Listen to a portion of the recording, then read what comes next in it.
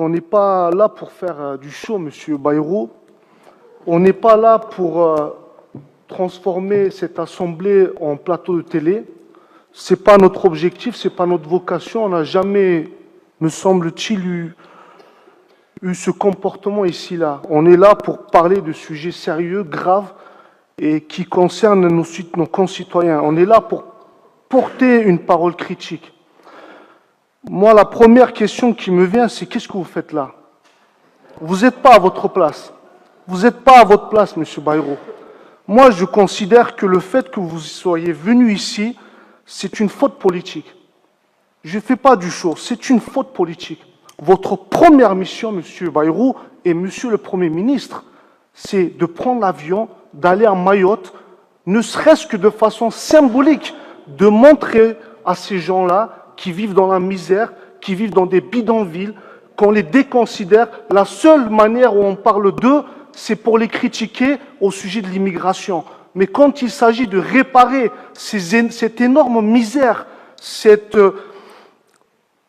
bidonvilles qui se propagent de partout, et les maladies, et ils n'ont pas d'eau potable, ils n'ont pas de service public, où est l'État? Il y a une responsabilité de l'État et vous êtes le premier responsable. Donc je considère, pour ma part, que c'est une faute politique que vous soyez ici. Comme l'a rappelé très bien ma collègue, le budget peut être voté jusqu'en avril. Il n'y avait pas d'urgence. Il n'y avait pas d'urgence à venir nous montrer ici que vous êtes un surhumain, que vous êtes capable de faire tout ça et que vous êtes en train de nous construire une conception en fait qui tend à démontrer que nous avons besoin d'un César. En fait, nous avons besoin d'un surhomme qui nous guide, qui nous éclaire. Voilà la situation dans laquelle nous sommes tombés. Mais nous sommes en démocratie, M. Bayrou. En démocratie, le pouvoir se partage, les fonctions se partagent. En démocratie, les responsabilités se partagent. Vous voulez que je vous cite? Regardez, M. Bayrou. Vous êtes maire de Pau. Vous êtes président de l'agglomération. Vous êtes président du pays de Béarn. Monsieur Sigier, on a déjà fait le débat. S'il vous plaît. On a déjà fait le débat. Vous êtes président de la SEM de Pau-Béarn. Vous êtes président de Pau-Béarn Habitat. Vous êtes président du MODEM. Vous êtes commissaire au plan. Comment vous arrivez à cumuler tous ces mandats? Comment vous arrivez à vous occuper de votre famille? Comment vous arrivez à être ici? Je ne comprends pas. Dans la vie, il y a un équilibre biologique, physique, psychologique. On ne peut pas être tout en même temps, M. Bayrou. Et excusez-moi de le dire, mais vous devriez au moins lâcher un des mandats. Vous ne pouvez pas continuer de cette façon. C'est un très mauvais exemple en termes démocratiques. Je vous assure... Je n'ai pas fini, s'il vous plaît. Et je terminerai là. Moi, contrairement à mes collègues, j'ai du respect pour vous en tant que personne, en tant qu'homme, mais je ne vous féliciterai pas, M. Bayrou. Moi, je ne vous féliciterai pas. Je ne féliciterai pas quelqu'un qui n'a aucune légitimité démocratique pour être Premier ministre. Je ne vous féliciterai pas quelqu'un qui, avec le président de la République, se joue de la Constitution pour ne pas respecter le vote des élections législatives. C'est ça qui s'est passé. C'est bien ça, M. Bayrou. M. Barnier avait 47 députés. Vous en avez 36. Vous arriverez à être Premier ministre d'un pays. Comment se fait-il? Comment se fait-il? C'est une aberration démocratique. C'est même un danger pour la démocratie, cette façon de gouverner. Donc, en fait, ce qui me fait dire qu'en fait, j'ai cru lire quelque part que vous étiez visionnaire. Mais en fait, la seule vision que vous avez, c'est la vision de vous-même. Et la preuve aujourd'hui, le fait que vous soyez ici, c'est que vous vous préparez à ce que ça se passe mal à l'Assemblée nationale et que votre gouvernement tombe et que vous revenez prendre votre siège ici à Pau. Je ne sais pas si c'est une bonne conception de la politique, mais je ne le pense pas du tout, M. Bayrou. Merci beaucoup, M. Merci à vous. M. Bartolomeo. Je pense que le mouvement des Gilets jaunes a été probablement le mouvement le plus révélateur de l'état de la société et de l'état de la société démocratique. Je n'ai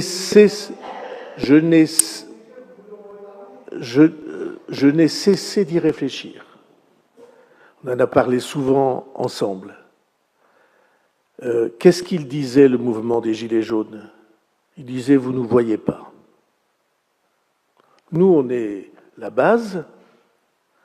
Nous, on est retraités, chômeurs, salariés, mais vous ne nous voyez pas.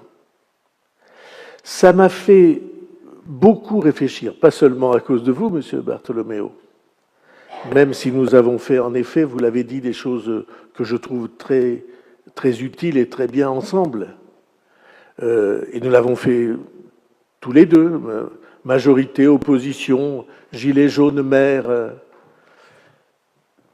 Ce sentiment-là, ou cette certitude, vous ne nous voyez pas, vous les pouvoirs, vous ne nous voyez pas, vous ne nous voyez plus, vous êtes plus à hauteur d'homme, vous êtes dans vos quartiers et vos bureaux, et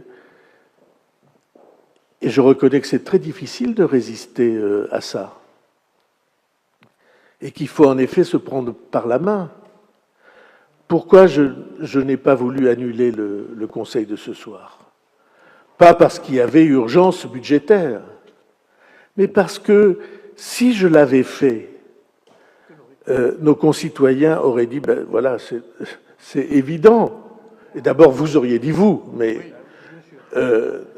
c'est évident. Maintenant qu'il est là-haut, on compte plus pour lui. Alors je vous rassure, j'ai participé à une réunion sur Mayotte depuis les bureaux de la préfecture. Et je vous rassure aussi, le ministre de l'Intérieur était à Mayotte. Il a passé quelques heures dans la journée à Mayotte et il rentre et nous faisons ensemble les décisions, nous prenons ensemble les décisions. D'autre part, j'avais à essayer de former le gouvernement, comme quelques-uns d'entre vous l'ont rappelé. Et c'est pas si facile qu'on pourrait le croire. Bon, mais je vais essayer d'y arriver, notamment d'associer des sensibilités très larges à la formation du gouvernement. Moi, j'aimerais pour la France un Premier ministre qui se projette dans l'avenir, qui ne fait pas que se revendiquer du passé. Et c'est pareil pour les Palois et les Paloises. Je ne suis pas sûre que les Palois et les Paloises apprécient le cumul des mandats. Nul n'est irremplaçable, vous l'avez dit. Vous pouvez faire confiance à vos adjoints, vous pouvez faire confiance aux équipes de la municipalité pour gérer la ville et la charge qui vous incombe aujourd'hui, qui est ce qui se passe à Mayotte, mais qui est aussi la crise budgétaire inédite, grave, très profonde que traverse la France, et aussi la difficulté que vous allez avoir à former un gouvernement. Est-ce qu'il y avait urgence à être ici ce soir? Je ne le pense pas. On pouvait très bien reporter le conseil municipal. On aurait très bien pu le faire en janvier. Il n'y a pas urgence à voter un budget pour la ville de Pau quand la France elle-même n'a pas pu voter son budget. Sur ce point, je m'égare pas. Je vous rends la parole. Vous êtes Premier ministre, monsieur le maire. Vous êtes Premier ministre. Je vous rends la parole. Mais simplement pour que nous soyons d'accord sur les faits. Oui. Les bidonvilles, ce ne sont pas nos concitoyens mahorais, c'est l'immigration clandestine qui est une tragédie. Et moi, je ne fais pas de différence entre les êtres humains lorsqu'ils sont atteints par une catastrophe. À Mayotte, c'est l'immigration clandestine par dizaines de milliers qui entraîne des vagues de rejet et qui sont des vagues de rejet à craindre, à telle enseigne que j'ai proposé autrefois une réflexion sur le droit du sol à Mayotte. Et ce sont des vagues de rejet d'autant plus lourdes et graves que ce sont les mêmes cultures, les Comoriens, les immigrés venus des Comores et les habitants de Mayotte, ce sont des cultures proches, ce sont c'est une religion proche, et même Et pourtant, il y a rejet parce qu'il y a un afflux de population incontrôlée. C'est une erreur factuelle, comme vous êtes en train de le faire maintenant, de présenter le drame de Mayotte, le drame humain, comme la conséquence d'une immigration qui serait incontrôlée. Le drame de Mayotte, c'est un cyclone. C'est un cyclone. Oui, mais le cyclone qui s'est abattu sur cette population, et ce n'est pas, les victimes ne sont pas, et d'ailleurs, même si c'était le cas, ça ne serait pas pour nous admissible, tolérable. Il n'y a pas, nous sommes d'accord, il n'y a pas de signe égal entre les victimes et l'immigration. C'est un ensemble. Alors cela étant, ce que je veux dire par là, je vais vous parler de manière très franche. Que l'on vous applaudisse, pourquoi pas. Mais ce soir, ces applaudissements, ils étaient de trop. Ils étaient de trop parce que il y a ce drame humain à Mayotte et l'on pouvait faire preuve d'une retenue dans la manifestation de l'approbation et de l'enthousiasme qui a été celle de nos collègues. Voilà ce que je veux vous dire. Vous vous souvenez qu'on a commencé par une minute de silence. Monsieur le maire. Ah ben vous me coupez le micro, à nouveau. Vous me coupez le micro. Vous vous souvenez qu'on a commencé par une minute de silence. Non, d'abord des applaudissements. D'abord des applaudissements. Et autant j'aurais compris ces applaudissements dans des circonstances normales, autant compte tenu du drame qui s'est abattu sur Mayotte, je ne les ai pas compris. C'est tout ce que je veux dire. Mais ce que, surtout, je veux revenir à mon propos, c'est que, finalement, ce qui illustre cette situation dramatique, c'est l'incompatibilité. Parce que votre place, monsieur le maire ou monsieur le Premier ministre, comment devons-nous vous appeler? Votre place, je pense que ce soir, elle n'était pas à Pau. Que ce conseil aurait d'ailleurs pu être reporté. Il aurait pu être déplacé. Il n'y avait pas d'urgence. Moi, je pense que votre place, elle était soit à Paris, soit à Mayotte, pour manifester la solidarité nationale à nos compatriotes. Voilà ce que je veux dire. Et pour moi, c'est l'illustration dramatique du fait qu'il y a une véritable incompatibilité. Alors, je m'interroge sur les raisons de votre revirement.